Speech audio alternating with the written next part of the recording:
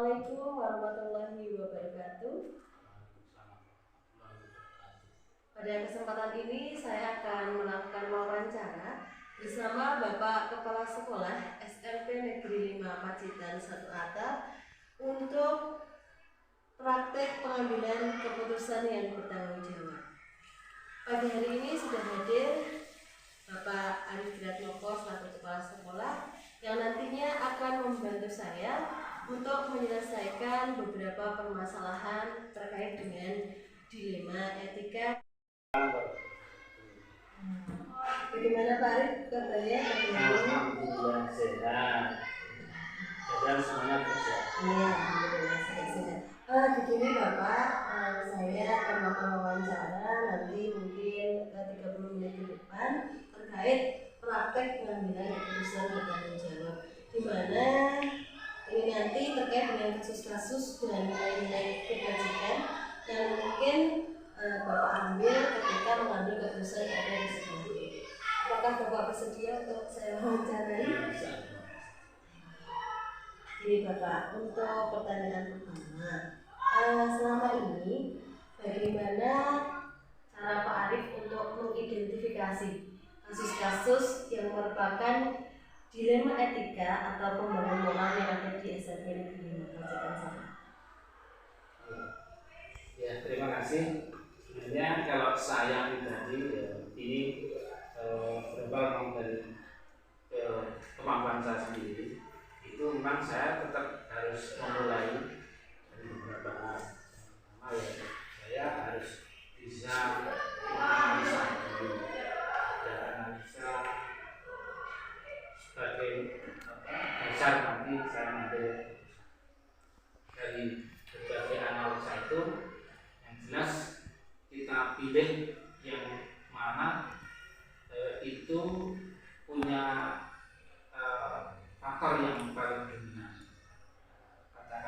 di fokus apa yang harus kita pilih. Jadi ya memang ada beberapa langkah dalam hal ini. Yang jelas intinya dalam keputusan bersama nanti tetap perlu ada komunikasi antara berbagai pihak dari mengambil keputusan. Karena nanti tidak kalau keputusan itu diperlukan itu cenderung memang bagaimana bisa mengarah ke keputusan yang memang ingin. Jadi berawal dari analisa, kemudian memilih faktor yang dominan yang akan diselesaikan, dan komunikasi untuk berbagai pihak menyelesaikan permasalahan tersebut. Selanjutnya Bapak, selama ini bagaimana Bapak melakukan pengambilan keputusan di sekolah, terutama terkait dengan kasus-kasus yang mungkin ada dua kepentingan yang sama, kepentingan itu sama-sama benar dan atau sama-sama mengandung nilai kebajikan. Saya sampaikan juga bahwa tadi sebenarnya sudah saya katakan ada indikasi di awal komunikasi. Yang jelas saya pengennya ya komunikasi dulu tentang apa yang kita bicarakan bersama terkait dengan dilema itu.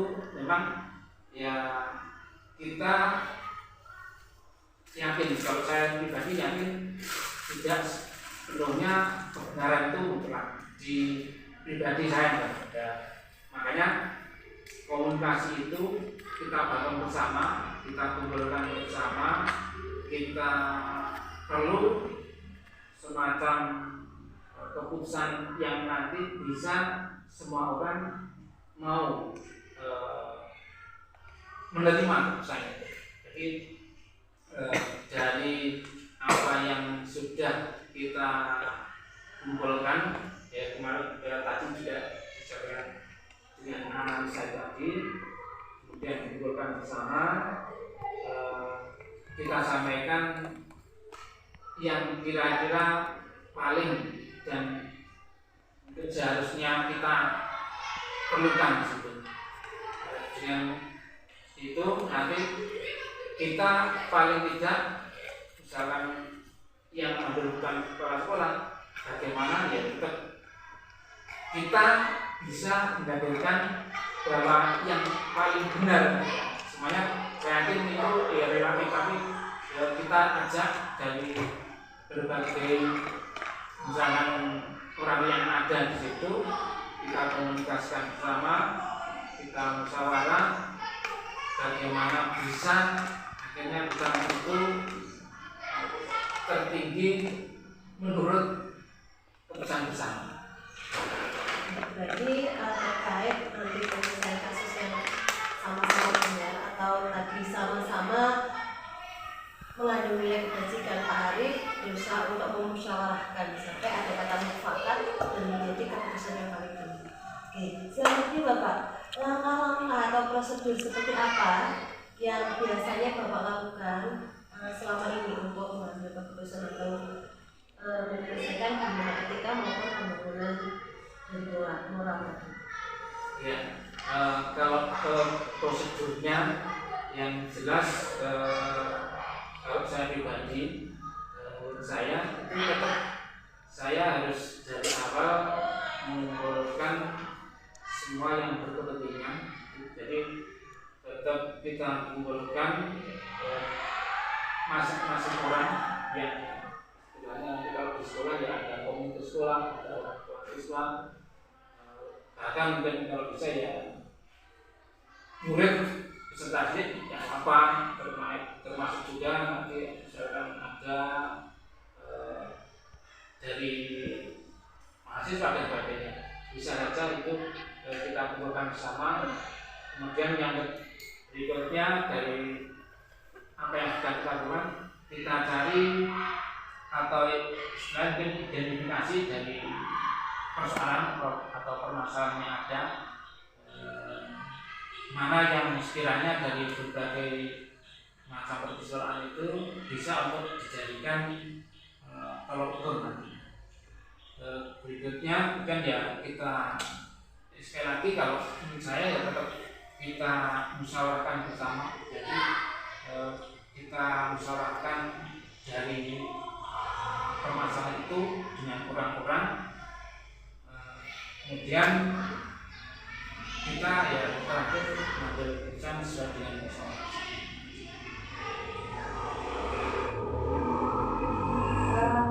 Tadi mulai dari melakukan identifikasi, kemudian musyawarah dan pengambilan keputusan. Lalu hal-hal apa saja yang selama ini Bapak anggap efektif dalam pengambilan keputusan pada kasus-kasus yang terkait dengan dilema etika? Terima kasih.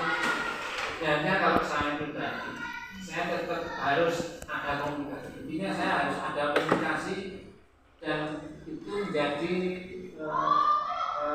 diskusi bersama dengan berbagai pihak. Jadi benar saya tetap kalau bisa saya akan memegang peranan penting di situ. Cuma ya tetap saya harus bisa bahwa dikomunikasikan bersama itu nanti ada titik terangnya, ada titik temunya gitu.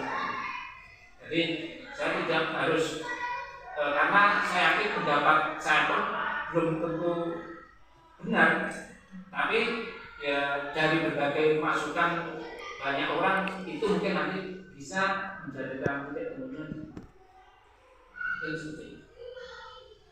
Ya, meskipun di sini tadi Pak Arief sebagai pemegang peranan penting, namun Pak Arief berkali-kali menguatkan bahwa komunikasilah yang nanti akan bisa menjadi langkah efektif untuk pengambilan keputusan. Selanjutnya, hal-hal apa saja yang selama ini menjadi tantangan dari Bapak untuk mengambil keputusan pada kasus-kasus dilema etika?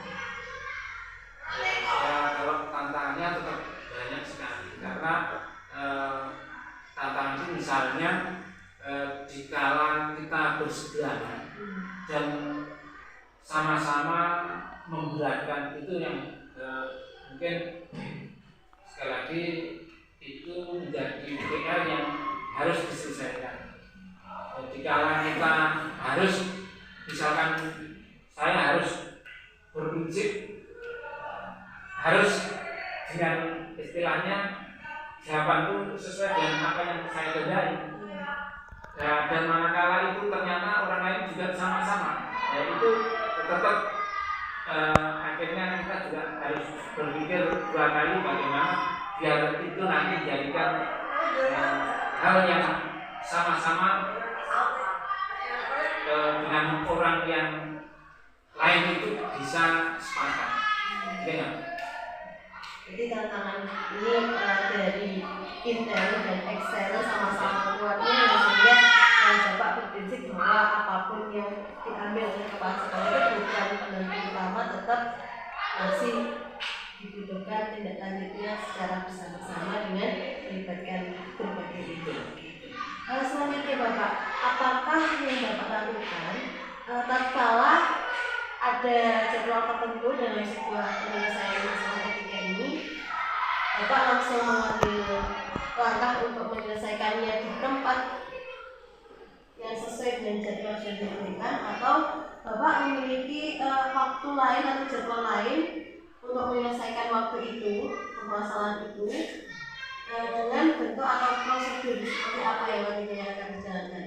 Memilih untuk segera menyelesaikan di tempat tersebut akan menjadwalkan di waktu yang lain. Terima kasih.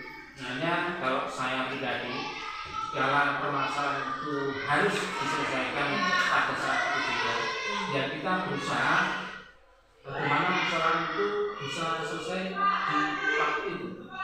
Apapun itu permasalahannya. Jadi ya kita tetap berusaha dengan berbagai pihak untuk bisa menemukan saat itu harus terjawab dan bisa cari solusi permasalahan itu.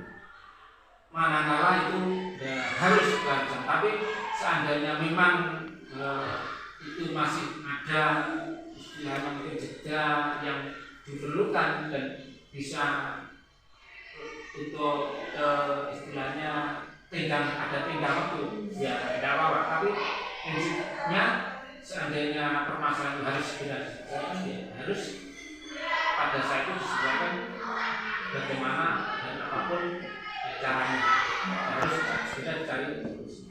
Biar tidak permasalahan itu terus menjadi sudah kan begitu. Jadi harus segera diselesaikan.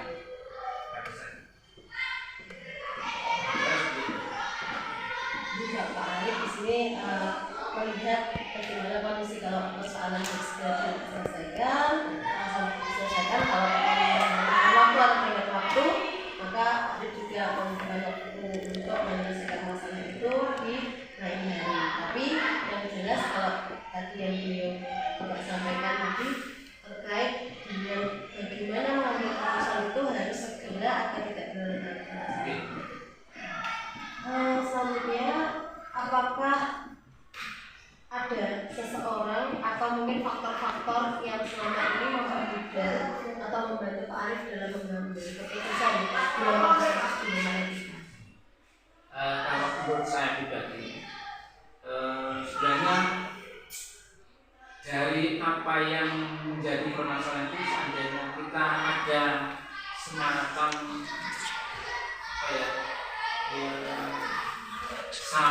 sama kepentingannya, itu yang mungkin bisa bantu. Jadi sama di kepentingannya, berarti kan mudah kita untuk menyampaikan atau permasalahan itu bisa diatasi. Berikutnya, seandainya dua hal itu, misalkan saya dengan yang lain itu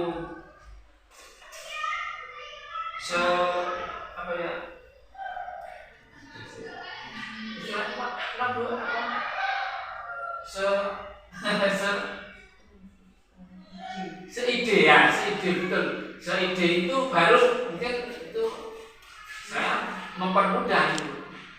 Saya itu yang jadi apa yang ingin saya putuskan, seandainya harus diputuskan itu seide sama-sama itu akan memudahkan.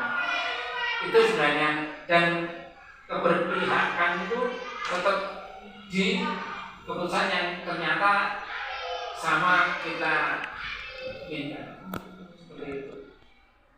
Jadi yang sangat membantu ini kesamaan dari ide yang Bapak gagas sejalan dengan nanti yang akan dijalankan oleh pihak-pihak terkait. Oke, Bapak, ini yang terakhir. Dari semua hal yang telah Bapak sampaikan tadi, pembelajaran apa yang dapat Pak Arif ambil atau Pak Arif petik dari pengalaman Pak Arif selama menjadi kepala sekolah dalam mengambil keputusan terkait dengan pendidikan etika? Oke, ya, terima kasih. Sebenarnya kalau saya pribadi, jika kita menghadapi permasalahan seperti itu, ya, kuncinya kalau saya komunikasi. Jadi ada komunikasi dari berbagai pihak itu, dan kita carikan bersama, kita butuhkan bersama dari yang mungkin sama-sama berkepentingan, kemudian mencari solusi terbaik. Saya jadi tidak harus dari saya, tapi semuanya benar itu yang menjadi istilahnya penengahnya, ya karena musyawarah bersama itu tadi. Jadi ada komunikasi, intinya komunikasi. Luar biasa. Jadi banyak hal yang sudah saya dapatkan dari wawancara yang sudah saya lakukan bersama Bapak Kepala Sekolah SMP Negeri 5 Pacitan, Pak Arif Sudarsono, di mana bahwa kunci dari keberhasilan menyelesaikan kasus-kasus dilema etika yang ada di sekolah ini adalah komunikasi dan musyawarah. Sekian dari saya. Terima kasih Pak Arif atas waktunya. Saya mendapatkan banyak pengalaman, dan semoga apa yang nanti sudah disampaikan Pak Arif nanti bisa di kemudian hari, jika saya juga menghadapi masalah yang sama, saya juga akan mengambil keputusan bertanggung jawab seperti yang Pak Arif contohkan. Terima kasih wawancara Saya akhiri, akhirul kalam. Wassalamualaikum warahmatullahi wabarakatuh.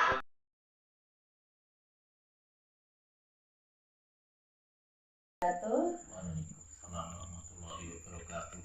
Pada kesempatan ini saya bersama Bapak Gunawan, Kepala SMP Negeri 2 Tulaan Pacitan. Untuk kesempatan ini saya akan melakukan wawancara bersama Pak Gunawan terkait dengan pengambilan keputusan bertanggung jawab mengenai keputusan dilema etika sebagai pemimpin di sekolah. Assalamualaikum warahmatullahi wabarakatuh. Pak Waalaikumsalam Gunawan. warahmatullahi wabarakatuh. Bu Mika, Bagaimana kabarnya Pak? alhamdulillah baik, sehat. Untuk beberapa waktu ke depan ini saya akan melakukan wawancara dengan Pak Gunawan. Bapak bersedia untuk saya wawancara? Ya insya Allah kalau bisa menjawab. Saya akan mengajukan beberapa pertanyaan Bapak. Pertanyaan pertama, selama ini bagaimana Bapak untuk mengidentifikasi kasus-kasus yang merupakan dilema etika atau bujukan moral yang ada di sekolah Bapak? Waduh, judulnya unik ini. Assalamualaikum warahmatullahi wabarakatuh. Waalaikumsalam warahmatullahi wabarakatuh. Bu Nike yang kami hormati, alhamdulillah pada kesempatan ini saya memperoleh penghormatan ini untuk berbagi pengalaman terkait dengan manajerial pada persoalan yang memang itu adalah persoalan yang pelik ya kalau kaitannya dengan etika itu. Bagi kami etika itu adalah kaitannya pantas tidak pantas ya.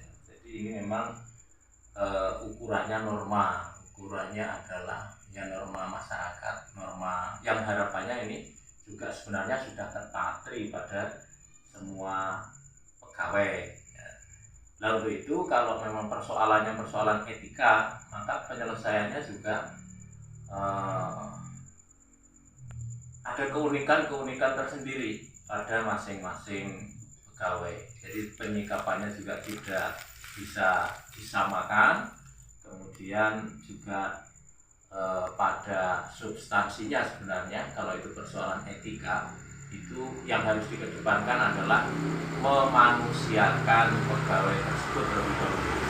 Jadi bukan langsung melihat persoalan langsung ditodong atau pada substansi persoalannya, tapi lebih melihat sebagai manusia itu bagaimana ya. Kalau ini saya sikapi dengan ini, kira-kira yang bersangkutan ini merasa tersinggung atau tidak, itu yang harus menjadi pertimbangan awal. Dan itu memang saya sampaikan, ini adalah persoalan pelik ya. Kalau masalah etika itu pelik, berbeda dengan masalah hukum. Kalau masalah hukum itu kan ya dicocok-cocokkan jelas, tapi kalau masalah etika adalah masalah hati. Jadi untuk etika sendiri sesuatu yang pelik, sehingga untuk Pak Gunawan sendiri dalam penyelesaiannya adalah bagaimana memanusiakan manusia itu sendiri. Iya. Selama ini bagaimana Bapak menjalankan pengambilan keputusan di sekolah Bapak, terutama ini untuk kasus-kasus di mana ada dua kepentingan, yang kepentingan itu kedua-duanya sama-sama benar atau kedua-duanya itu sama-sama mengandung nilai kebajikan. Nah ini kan berarti pengalaman saya terhadap ini ya.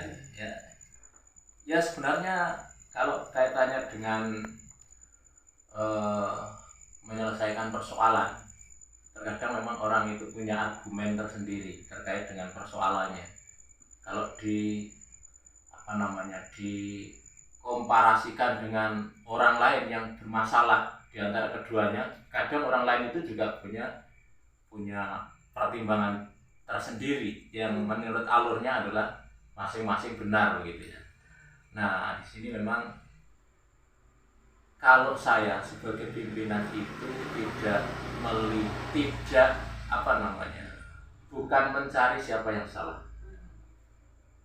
Tetapi kalau bisa itu bagaimana kami memprologi hingga yang bersangkutan itu merasa bersalah. Itu yang lebih penting ya, daripada menunjukkan salahnya atau membela siapa yang benar. Jadi kalau bisa itu adalah semuanya, kedua-duanya itu bisa merasa bersalah gitu. Nah, cuma merasa bersalah itu memang bagi saya itu yang pokok itu bahwa setiap kebenaran itu punya waktu dan tempat tersendiri. Tidak semua kebenaran harus disampaikan pada sembarang waktu, pada sembarang tempat. Itu yang memang bagi saya sebagai pimpinan itu hal yang sulit itu adalah mengendalikan diri ketika melihat persoalan. Karena ketika kebenaran itu disampaikan di waktu yang tidak tepat juga tidak efektif. Misalnya ya menimbulkan dia tersinggung gitu ya. Kalau tersinggung itu kan juga susah untuk mengobati. Apalagi untuk mengikuti keinginan saya itu juga lebih susah ketika dia sudah tersinggung. Nah itu yang sehingga kalau ada dua persoalan yang sama-sama punya argumen gitu ya intinya kami bisa masing-masing, saya prologi tidak harus dipertemukan terlebih dahulu, tapi seandainya dia bisa menyadari posisi salah saya mana, itu mungkin lebih solutif gitu menurut saya. Jadi apapun menganggap bahwa seseorang itu bisa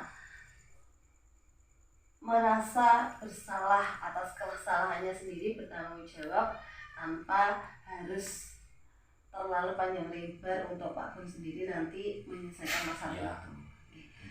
Selanjutnya, langkah-langkah atau prosedur apa yang biasa Pak Gun lakukan selama ini untuk menyelesaikan permasalahan-permasalahan yang terjadi di sekolah?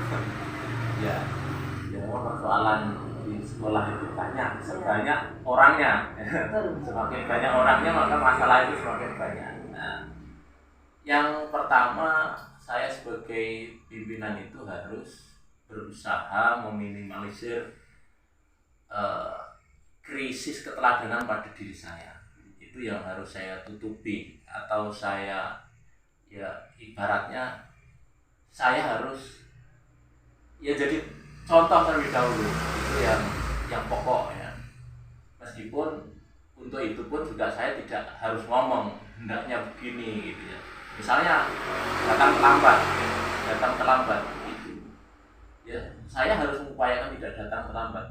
Meskipun ketika saya datang tepat waktu, awal waktu, itu ada beberapa guru-guru kami yang mungkin datangnya agak telat. Nah itu tidak harus juga saya harus menegur begitu ya, tapi coba disela ya.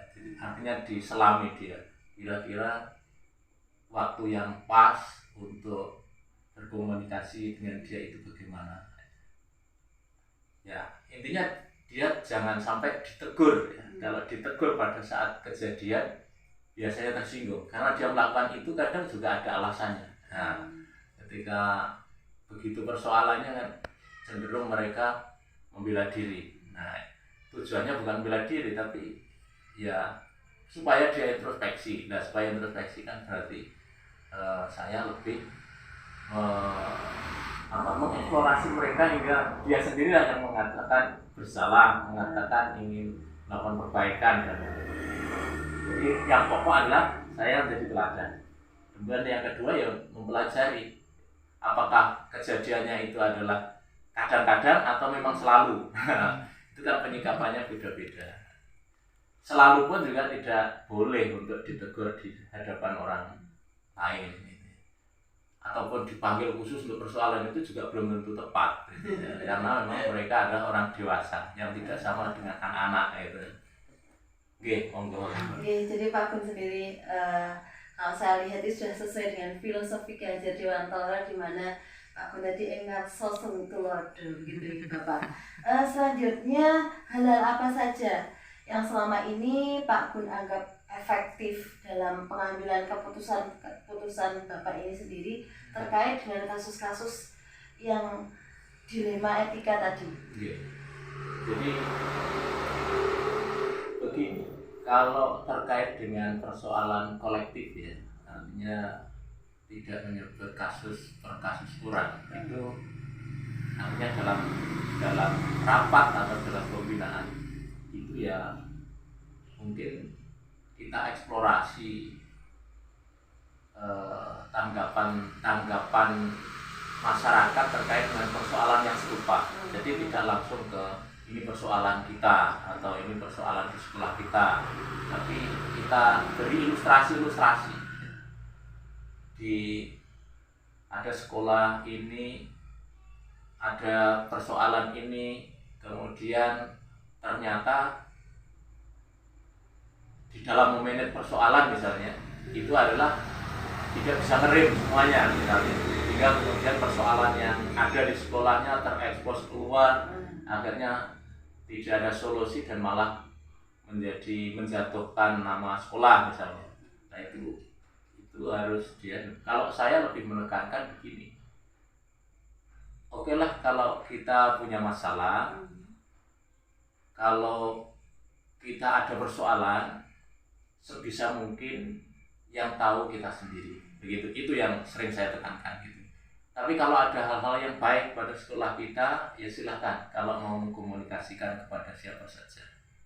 Karena persoalan kita ini ya hanya kita yang punya kewenangan menyelesaikan. Itu yang saya sampaikan. Dan alhamdulillah dengan cara itu, kalau ada persoalan yang tidak baik seharusnya didengar oleh orang luar, itu bisa diminimalisir, karena seluruh guru-guru kami insya Allah sudah sepaham itu bahwa tidak semua yang asik dibicarakan itu adalah asik dibicarakan dan berdampak baik, belum tentu begitu. Ya, ini kalau bagi kami ya kalau ada persoalan lebih diminimalisir perluasannya sambil diobati gitu ya.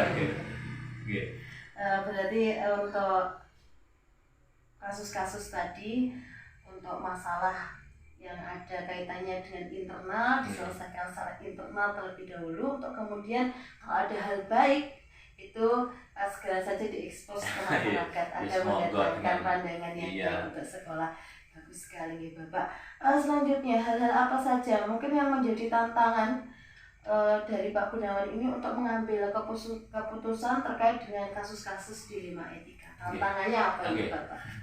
Ya sebenarnya sebagaimana saya kan di awal tadi, bahwa masalah etika itu masalah pelik. Jadi bisa saya sampaikan itu masalah harga diri. Itu yang harus menjadi pertimbangan awal. Artinya ketika penyelesaian tidak tepat itu juga bisa jadi bumerang ya kalau masalah etika itu.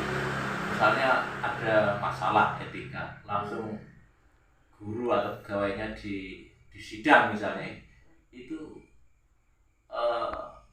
bisa jadi bumerang. Inginnya kita itu tadi ya, kalau dia punya masalah itu menyadari dia punya masalah, kemudian merasa bersalah, kemudian memperbaiki diri. Tujuannya kan itu ya. Kalau kemudian untuk mencari yang benar, mencari yang salah, itu sesuatu yang menurut saya kontraproduktif ya. Sehingga kalau kasus-kasus, memang saya merasa kasus yang paling berat itu adalah ketika menangani masalah etika, apalagi kesusilaan misalnya, itu sangat menguras semuanya. Nah, luar biasa ya Pak terkait tadi. Apakah Bapak memiliki sebuah tata kala atau jadwal tertentu terkait dengan penyelesaian kasus dilema etika? Apakah Bapak juga membutuhkan waktu tempat tersendiri atau mungkin membuat prosedur untuk dijalankan agar nanti ketika memiliki masalah yang sama, masalah itu bisa terselesaikan? Nah ini yang sulit, saya tidak punya pakem itu untuk menyelesaikan itu. Karena menurut saya semua orang punya keunikannya sendiri, kemudian cara untuk masuk ke persoalannya juga memiliki keunikan sendiri. Dan itu tadi yang saya sampaikan, bahwa kebenaran itu punya waktu dan tempat tersendiri. Sehingga memang sebagai kepala sekolah itu yang paling berat itu adalah mengendalikan diri ketika menghadapi persoalan. Itu ya.